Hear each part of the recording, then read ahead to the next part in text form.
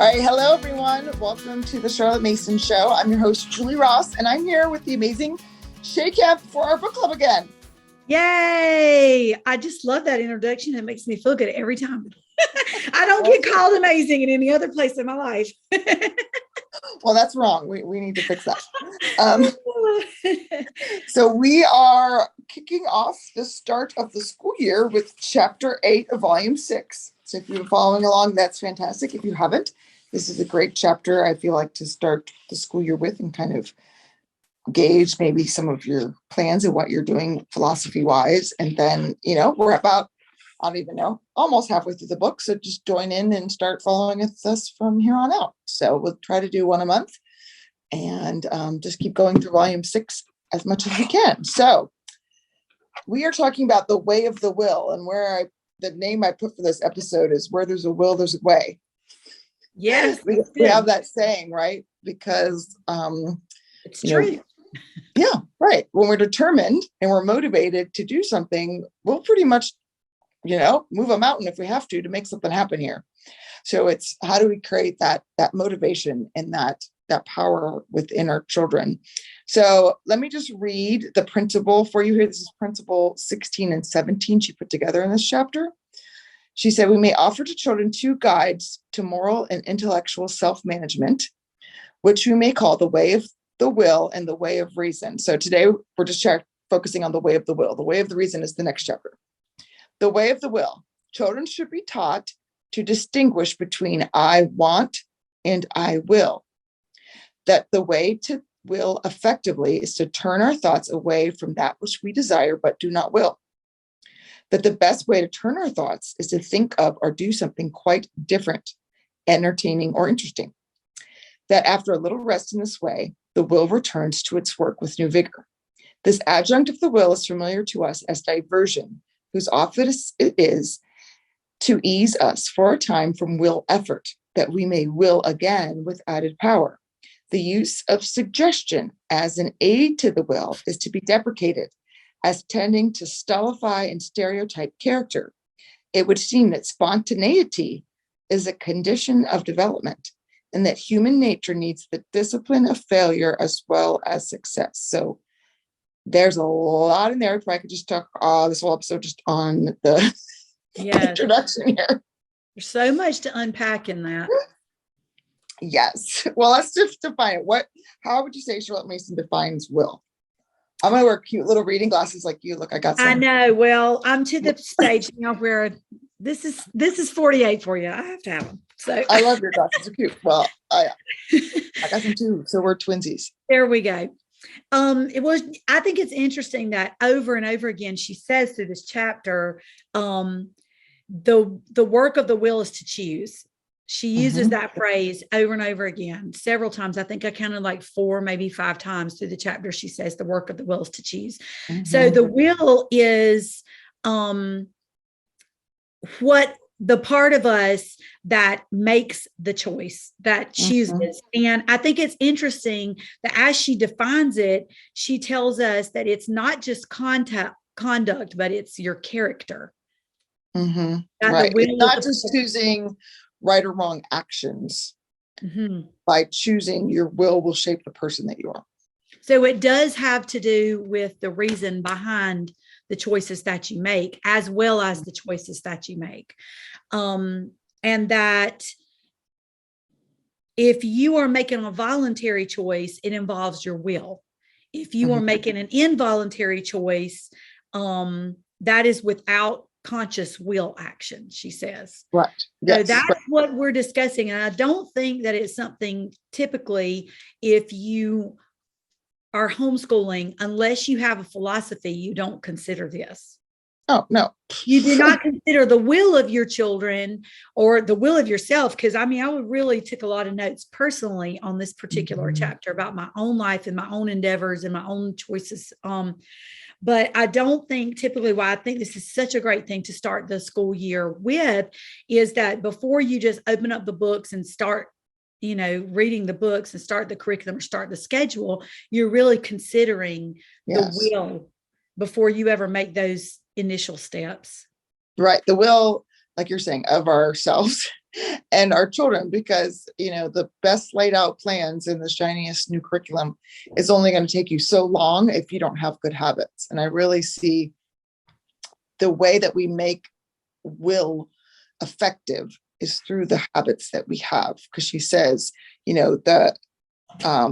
here, no doubt that the greater becomes the effort of decision, the weaker grows the general will. So as we're looking through our day and our schedule, how can we make things be almost unconscious, like you're saying? Because if every decision takes our willpower to get through it, we will become very fatigued and burn out super fast. So if every part of our day we're having to reconsider, okay, what comes next? What are we going to do now? And every power of our child is to will them to want to do something. Yes. We're going to grow frustrated very quickly. Yes. And that's why she addresses it as habit, the habit of obedience. So and decision fatigue is a real thing. I mean, it's such a real thing. And I think, especially this time of year when people are going back to school as we're recording this, and there are a lot of decisions to make if you follow a Charlotte Mason philosophy, because, the curriculum is your servant. It is not your master. So you're never going to just open something up and say, oh, I'm going to do everything here. You do need to make those choices no matter what. And so when you back all the way back up to this and really consider the will, then it will allow you to have less decision fatigue as the year progresses. So it's super important to deal with in the beginning and consider and stop and think about some of the points that she makes in this chapter, I think. Right. Yes. So kind of like a big overarching kind of philosophy approach here, right? She's saying, we can, through our use of suggestion, through use of strong personality, we can make our children do this or that, right? But we are not really changing their character by doing that. So she warns against that. She says they should deliberately weaken the moral fiber of their children by suggestion is a very grave offense, and a thoughtful examination of the subject should act as a sufficient deterrent. So, we have to be careful. We might get the conduct, we might get the response that we're wanting, but we're missing the heart of the matter. We're not helping them be self-disciplined. We're not helping them learn to govern themselves. They're just doing what we say. Maybe that might even be the easiest thing, right? That's what I was going to say, is what you're saying is just to get them to do something is easy, but it requires daily heart work. Right. Daily choices and really observation on the part of the mom and being involved on the part of the parent to find out where is the obedience coming from or where are the choices coming from.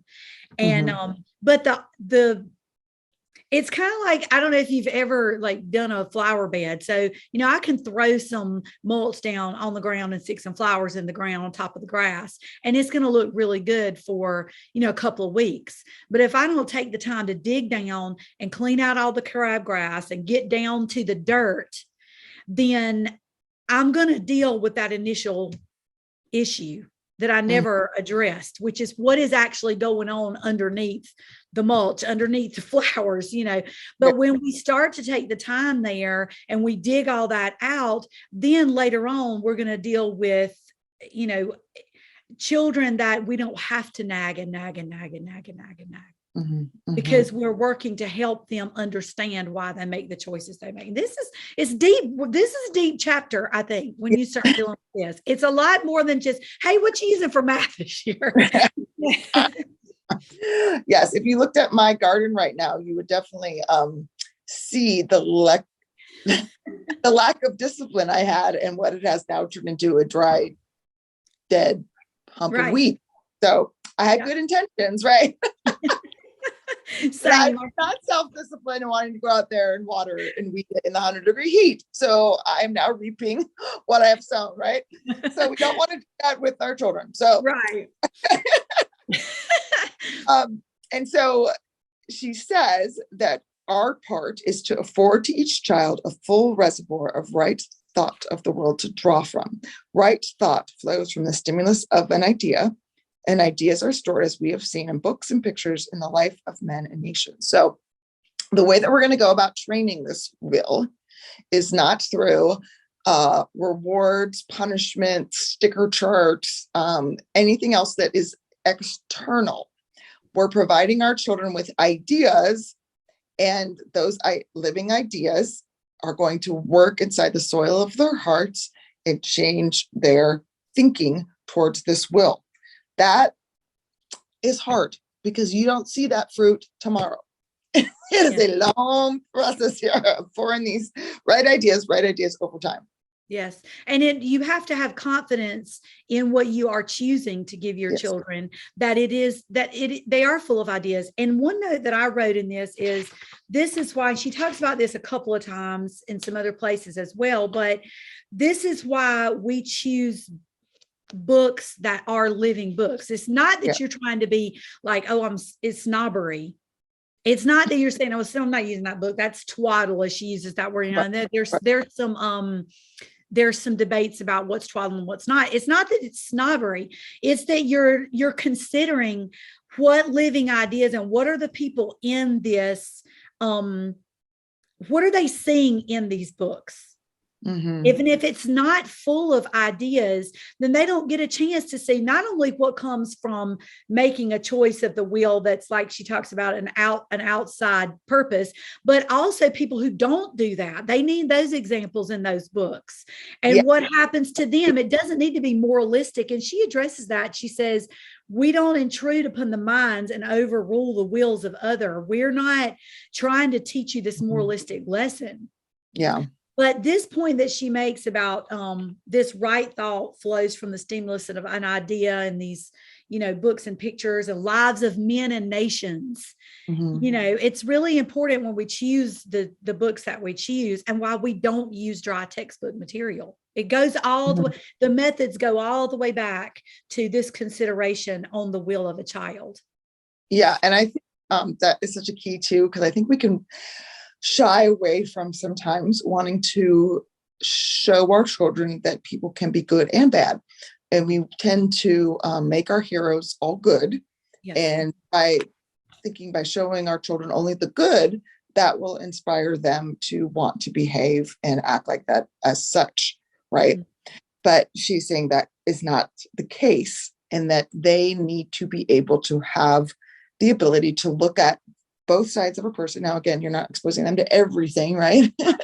And purposely in the younger form 1 year, she excluded certain Bible stories, mm-hmm. But as they're progressing, right? And I really tried to do this with the gentle feast of, let's take a hot button topic here. We won't go too in depth, but let's say Columbus, right? So people are like, oh, he's all good. He's like the best guy ever in the history of the world. And, he did all this amazing stuff. And then there's other people who are like, he's a villain, blah, blah, blah. It's like, okay, can we look neutrally at here's what he did and allow our children to think through that. Oh, well, that might have been a consequence of that, and this might have happened. And, allow them to have those conversations and those thoughts rather than just kind of saying, oh, no, here's the only right way to think about this. Right. And we do that, like you said, as they grow. We're not going to give them all that information in first grade because they're not prepared for that. But if you don't go all the way back to that first principle that your child is born a person, you're not going to trust that. And you're not going to trust that personhood in themselves, that the divine teacher is working within them to help them understand these things. And we don't turn into a moralistic lesson. Now, this is what he did that was good.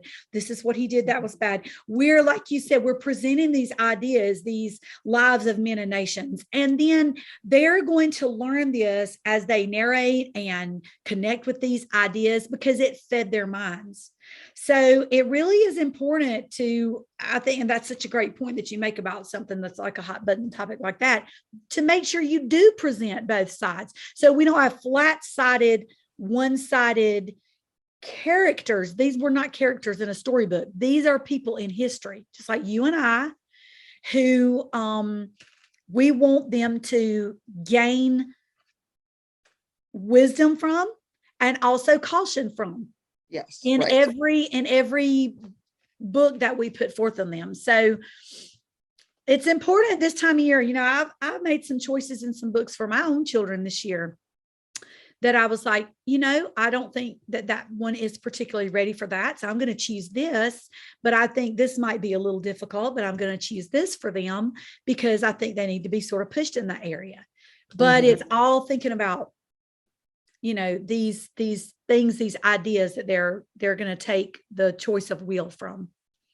Yeah, and she gives several examples here. She talks about Jacob and Esau. She talks about a guy from Greek mythology. She said, we oftentimes will say, like, if, we're at a store and a child was having a temper tantrum, oh, that child's so strong-willed.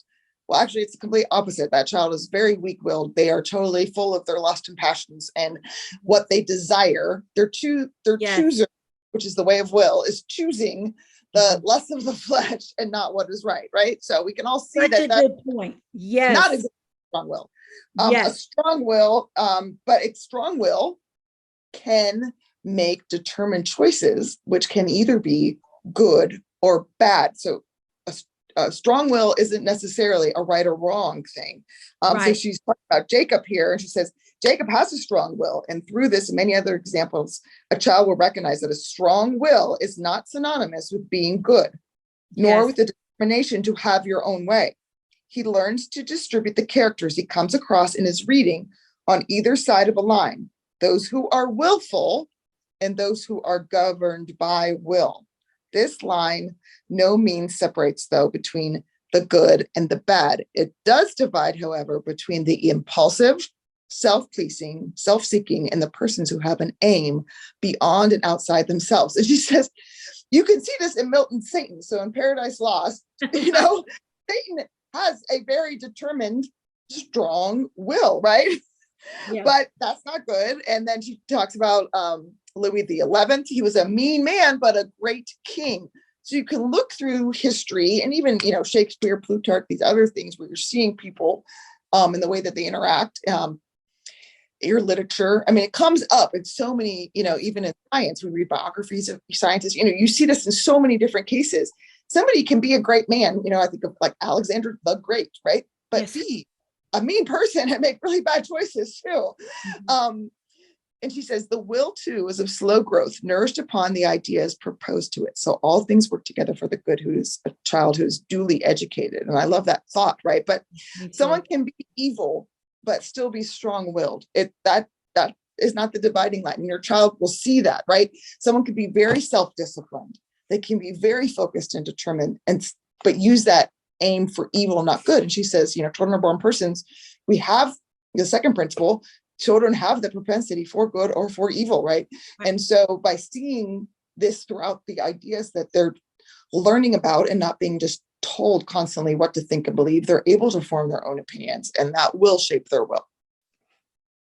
And I love that she makes the point that, the will should have an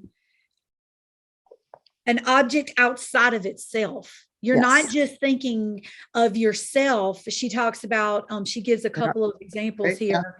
Yeah. And she says, even like she says, even he was not himself was the object of his crooked policy. And it's because your will needs to be more about than what I want and I desire, which is what she talks about all the way back in the principle. And she gives a couple of examples here. And we need to understand that our will, she says, is subject to solicitations all around. Amen. And our children more, follow this, do this. Yeah. Constantly. More than any other generation, I think, that's ever been alive. You can't even, everywhere you go, there are solicitations on your will. So it's important that while our children are under our influence, we're giving them the opportunity to see other people who fell to the solicitations on their will that led to bad consequences as well as good consequences.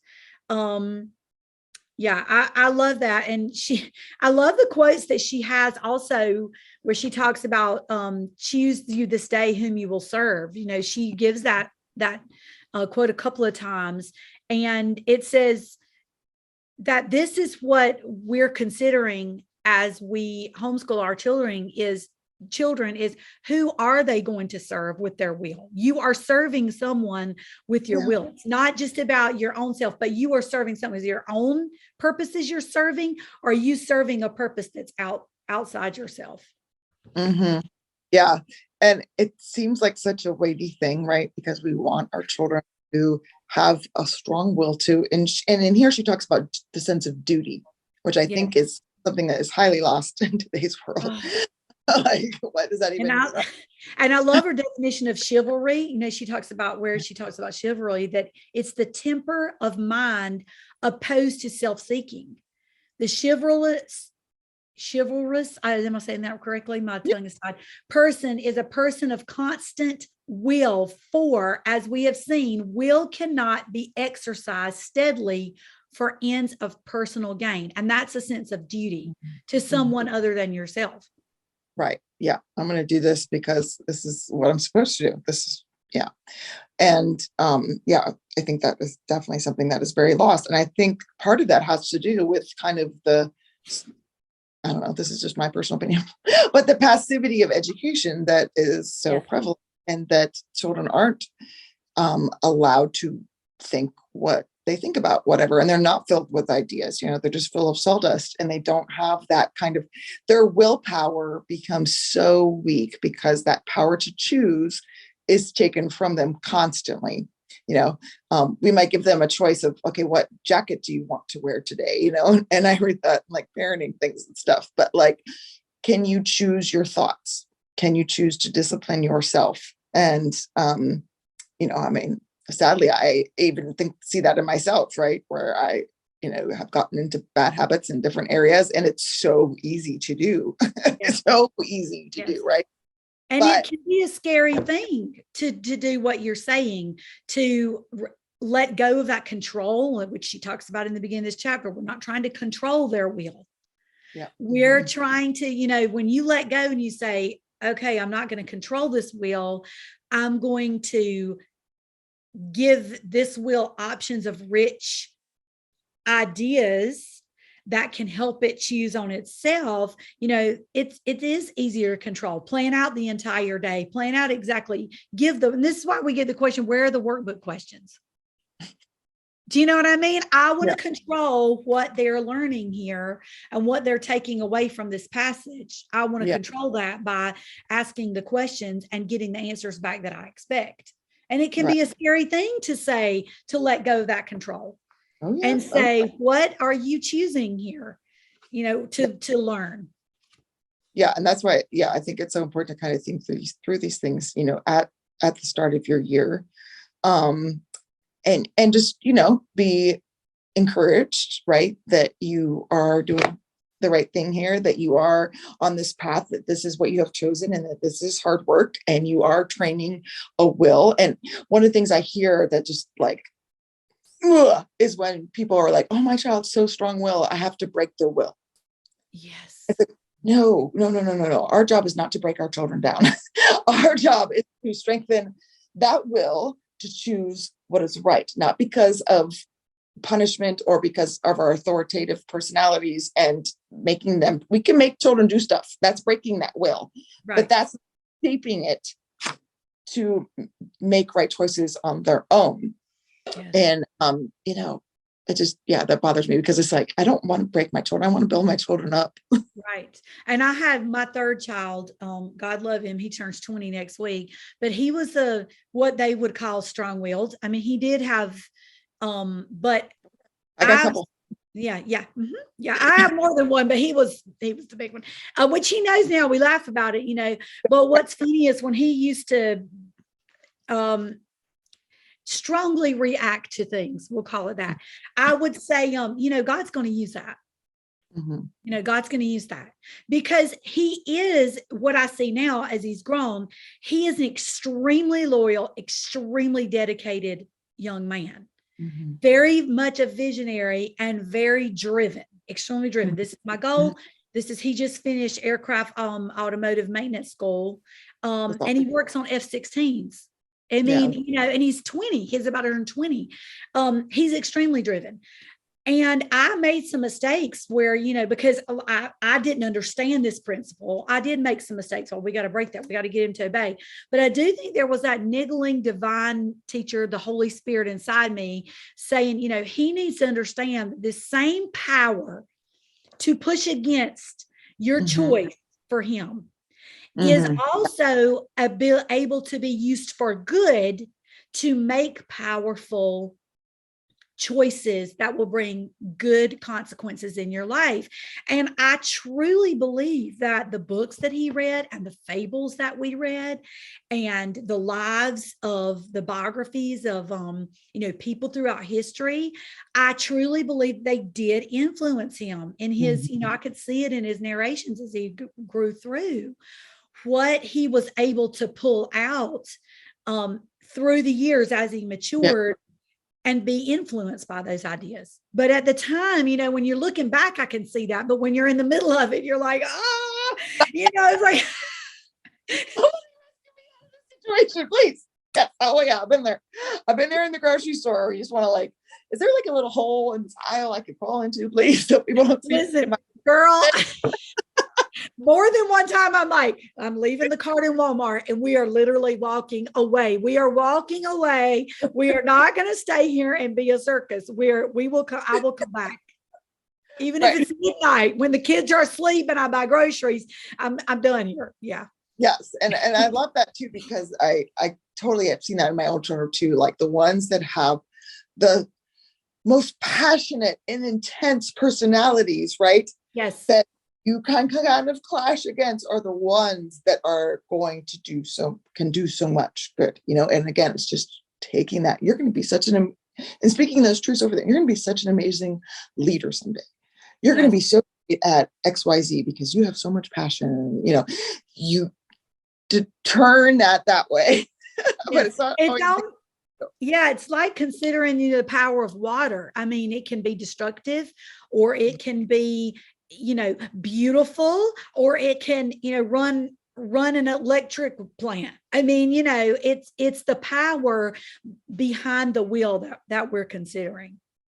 Yes. And, as you look through your day and what routines and habits you're wanting to focus on, do consider that she says in here, the effort of decision is heavy labor. That choosing is hard for our kids. So there's going to be times where don't want to choose, right? They are wanting to choose what's easy, what doesn't require much effort. I just want to go lay on the couch. I want to play. So I'm going to throw a fit because I'm done here, and it's going, she talks at the beginning about the power of diversion. So sometimes it's okay to take a break. It's okay to go get a snack. It's okay to go jump on the trampoline. It's okay to do something that's going to divert them. And then their will be able to come back. But if you keep pushing, they're going to keep, especially if you have one who has a lot of personality, they're going to keep pushing back. Yes. And that's such a good thing to think about, to stave off frustration ahead of time. It's like, okay, I know this child, and I know that normally they're going to push back about X, whatever the thing is. This is what I see. What diversion can I get? How can I give them these tools? I used to have this little jar when my children were younger. I had a little jar and I put little popsicle sticks in it. And each popsicle stick had a few options. And let's say they were frustrated or needed a break or whatever, they could pull one of those out, okay, snack. This is what I need, or I need to go play with Legos for 10 minutes, or I need to, go run around the house 3 times, or I need to pet the dog for 5 minutes or whatever, and when you give those options to them, those are tools that will serve them for the rest of their life. Because can you imagine if some of the adults that we know, that, and even my own life, that I had been given those tools to think, Shay, you're not mad, you're hungry. You need to go pet the dog for 5 minutes, you're frustrated, or go eat, a snack, or you're thirsty, you need to drink some water, you're not overwhelmed, you just need a little break. And that's an important tool for lifetime. Yes, absolutely. And to teach our children, she says in here, when overstrained, will ask for repose, for them to even, and she talked about this here, a lot of this is unconscious, right? This is just programming that's going on in our minds, and we can't will everything. That's bringing it to conscious. That's making this deliberate. That's exhausting. So you do want some of these things to kind of run on autopilot, which is what these good habits will do. But, we do want to train them to think, okay, am I really frustrated with this cursive copy work, or is something else? Do I need something else right now? Yes. And the overstrained will ask for repose. It may not relax to yielding point, but may and must seek recreation, diversion. Latin thought has afforded us beautiful and appropriate names. And I think of, the classical concept of leisure. So we think in America, like leisure time is like Netflix and chill. Well, that, like the Latin concept of leisure, is what is building you up as a person, what is beautiful, what is fulfilling to you, And so, thinking through your day, I might need a break of whatever, and we're going to go listen to some classical music and have a snack, but also training your children to go, okay, I'm getting very frustrated. I'm getting exhausted. I need a break. What can I do? What are some tools like your and skills I can learn in order to train the will? And she says, the way of the will is a secret of power, the secret of self-government. And I love Nicolene Peck, who speaks at the Great Homeschool Conventions as well. Her book is called Teaching Self-Government. And I really feel like it ties into her philosophy of, discipline and parenting, really fits into this chapter on training the will. But I love this with, younger kids, especially, is you can tell them, training your will is a secret power. You're like a superhero, right? Superheroes, they can take the will to do what is right, and of course, they have special abilities, but you do too, right? Whatever your special abilities are, and making that and making these choices. And the more you exercise, again, it's a muscle. The more you exercise that willpower, the stronger that power is. And I don't know, let me see. Can you see what's on my wall over there? Your Wonder Woman? Yes. Can you see it? I can see your Wonder Woman. Okay, so if you're watching this on YouTube, you can see it. But if you're listening to the podcast, you won't see it. But I have a ginormous picture of Wonder Woman in my schoolroom. And then over my son's desk, his name is written in superhero pictures. Why? Right? Because there's days where my willpower, I'm tired. I don't want to do the lesson. I have to show up consistently. I have to be self-disciplined. If I expect my kids to be I got to be that first, so I look over there, Wonder Woman, she has like the Wonder Woman stand, and it's funny because I read some study where like standing like this for like 2 minutes, like boosts your testosterone, it boosts your confidence, and all these different studies are, because it seems so silly.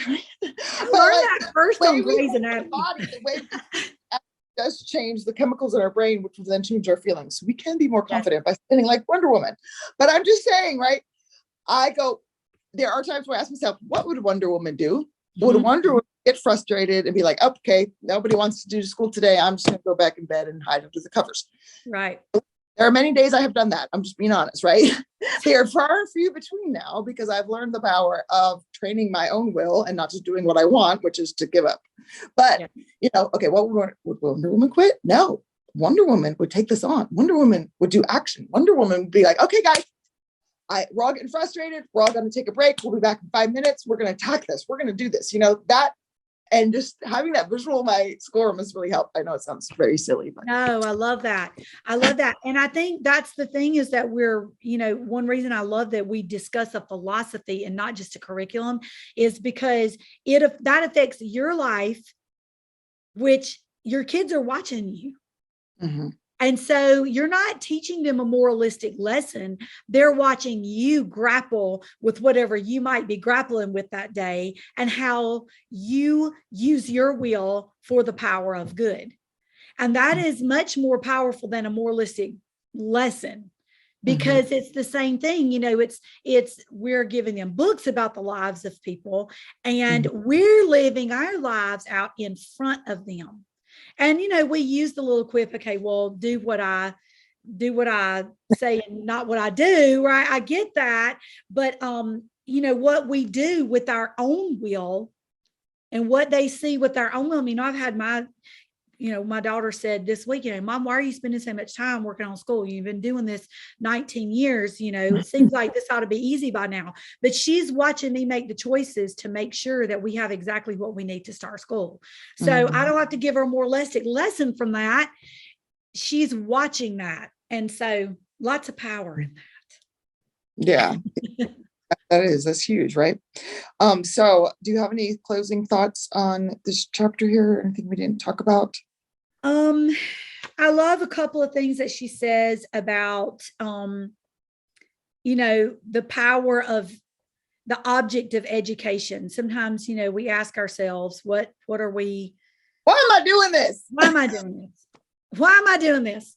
I mean, I literally, and I posted on our Facebook group yesterday a quote that really jumped out at me as I was reading this chapter, and I mean, it really hit me so hard. And it says, and I'm trying to find what page it is now, but it says, the things, what we get in our youth, we keep for the rest of our life. And I think it's so important that we remember that the things that we get in our youth, we keep for the rest of our life. And I'm having a hard time finding the page that's on right now. I'm sorry about that. But the reason we're doing what we're doing and the object of what we're doing and why we, are making this effort and getting up every day is to prepare them for these immediate choices and voluntary actions, which are going to affect them every single day for the rest of their lives. And what they get in their youth, they're going to obtain for the rest of their life. I mean, I can still quote poetry. I did not grow up homeschooled or schooled in Charlotte Mason. Of course, I went to public school, but I can still quote poetry that I learned in the 8th grade because I had an English teacher who actually taught us in so much of the ways that Charlotte Mason Language Arts is taught. I didn't know it at the time. I got that in the 8th grade and I can still quote that poetry. So I think that's really important. That was a takeaway for me, is that this is why I'm doing what I'm doing. This is the point of education. It's more than read this book today, get your math work done, make sure that you check all the boxes. It's about helping train that will for myself. Right. Yeah. And this will tie into chapter 9 that we'll do next time. She says that the will is supported and instructed by reason. So yes, that chapter is really good. You can't have will all by itself, right? These ideas, the thoughts that we think shape our will, help our will. So what thoughts are we thinking on a regular basis? And that's huge. And I think that all the time. And so